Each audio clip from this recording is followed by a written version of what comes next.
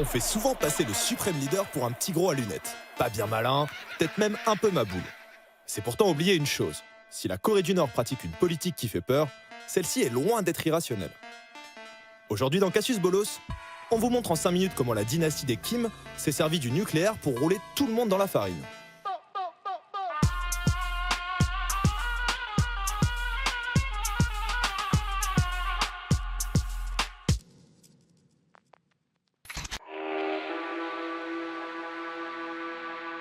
Pour comprendre l'obsession nucléaire de Pyongyang, il faut remonter à la guerre de Corée.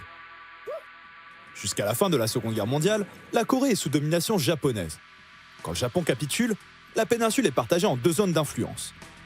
Au nord du 38e parallèle, l'Union soviétique, au sud, les États-Unis. Le 25 juin 1950, le nord dirigé par Kim Il-sung envahit la Corée du Sud. Pour mettre fin au conflit, le général MacArthur propose de lâcher entre 25 et 50 bombes atomiques sur la frontière sino-coréenne. Faut leur péter la gueule.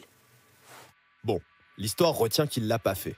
Mais tout le monde s'en souvient, particulièrement chez les Kim. En 1953, un armistice est finalement signé. Les positions restent figées autour du 38e parallèle et l'existence de 2 Corées est scellée. Pour s'assurer que le Nord soit pas tenté de recommencer à envahir le Sud, les Américains y implantent en 1958 des missiles nucléaires braqués sur Pyongyang. Depuis cette époque, la dictature vit sous les sanctions économiques et la menace permanente du parapluie atomique américain. Ensuite, faut savoir que depuis les années 80, la situation économique du pays relève plus du marasme que de la marade. Et quand l'Union soviétique s'effondre en 91, les mecs se retrouvent carrément dans la panade. La population est dévastée par une série de famines et la dictature risque de s'effondrer sur elle-même. À partir de là, le régime, dépité, cherche à se relancer par tous les moyens. Et quel meilleur moyen que de faire chanter les grandes puissances avec une petite bombe atomique. En 85, le pays avait ratifié le traité sur la non-prolifération des armes nucléaires, ce qui lui garantissait l'accès au nucléaire civil en échange du renoncement à la bombe A. Sauf que dès le début, les Américains le sentent pas et les accusent de chercher à se doter de l'arme atomique. Bon, les gars avaient pas totalement tort, et il se passait effectivement quelques trucs louches dans les montagnes nord-coréennes. Du coup, en 1994, pour garantir la survie du régime, les Nord-Coréens ont la bonne idée de transformer leur programme clandestin en un moyen de négociation. Envoyez quelqu'un pour négocier. Et ça marche. La même année, l'accord de Genève est signé, et pour la première fois, le régime accepte de démanteler son programme nucléaire en échange d'importantes garanties économiques et sécuritaires. À ce moment, les mecs se rendent compte qu'il leur suffit d'agiter la menace atomique pour obtenir un paquet de trucs. Malin, ils décident de jouer double jeu, sans réellement suspendre leur programme. En 2002, l'administration Bush Jr., pas vraiment du genre à faire du social avec les autres puissances, sent bien qu'elle se fait un peu entuber. North Korea is a regime arming with missiles and weapons of mass destruction. Spoiler alerte, Junior suspend l'accord de 94. Pour la Corée du Nord, c'est retour à la case départ sans toucher un centime. Mais là, le régime prend peur, remet la crème de ses scientifiques sur le coup, et forcément... La Corée du Nord est une puissance nucléaire. Pyongyang s'en vantait depuis 1 an et demi, mais n'en avait pas encore apporté la preuve. C'est chose faite. Sous les applaudissements du parti, le régime contraint les grandes puissances à chercher un terrain d'entente avec la Corée du Nord. Et ce petit manège va se reproduire 2 fois.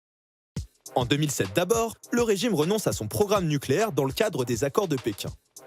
25 millions de dollars et quelques sacs de riz plus tard, la Corée du Nord décide de se moucher avec l'accord et relance ses réacteurs.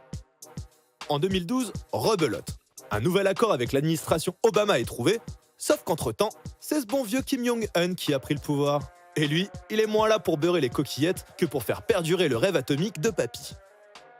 Faut dire que malgré les promesses de désarmement, la capacité atomique nord-coréenne n'a cessé de s'améliorer depuis 2006, jusqu'à apparaître comme pleinement opérationnelle. Depuis mai 2017, le régime est capable d'envoyer des ogives nucléaires, peut-être même jusque sur le sol américain, tiens. Et ça change la donne, puisque si avant le discours du président américain c'était ça, Rocket Man is on a suicide mission for himself. Maintenant c'est plutôt ça. And then we fell in love. Okay? No, really. He wrote me beautiful letters. Comment l'expliquer? We fell in love. Eh bien entre-temps, les principes de la dissuasion nucléaire sont passés par là. Grossièrement, la dissuasion ça consiste à dire « si tu m'attaques, je rase une de tes villes », ce qui est en soi assez dissuasif. Le régime est donc désormais intouchable. Forcément, pour négocier avec les ricains, ça devient tout de suite plus facile.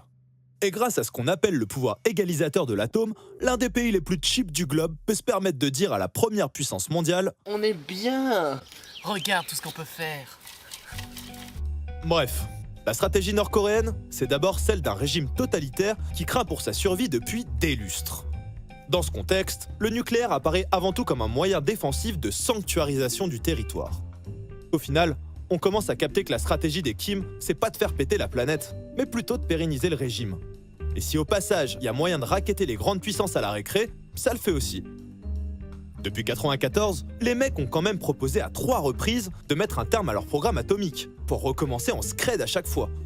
Et ça paye, puisqu'à part les envahir façon Irak ou les japoniser façon Hiroshima, l'administration américaine n'avait pas vraiment d'option crédible pour empêcher les Nord-Coréens d'avoir la bombe.